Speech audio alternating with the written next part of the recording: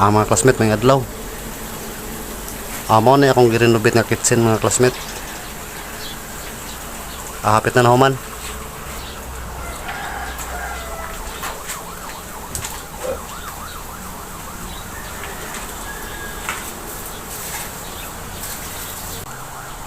Diri ang lababo mga classmate.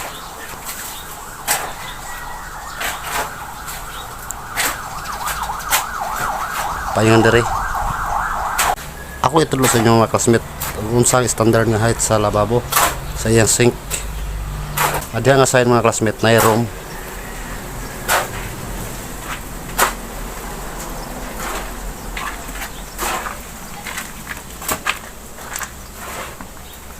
Diri na room.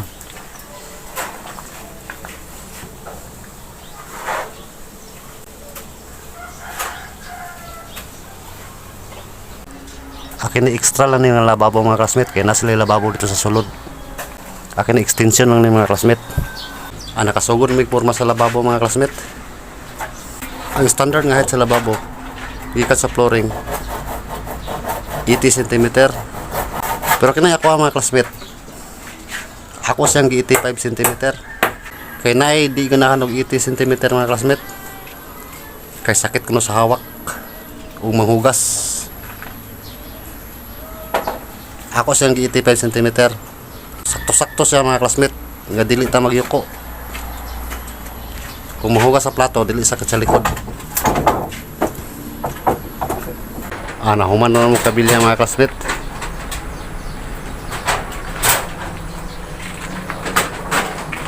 Ikan sa flooring pa yung sa top sa lababo 80 cm.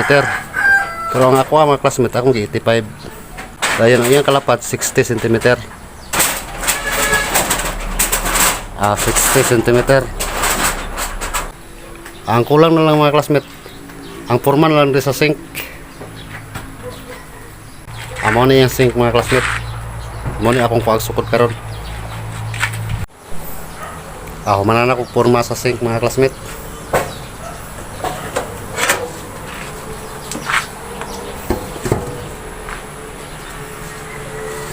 Manan na yung plaster. Buhos na lang ako lang.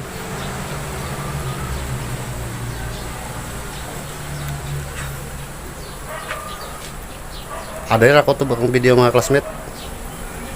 Salamat. Thank you.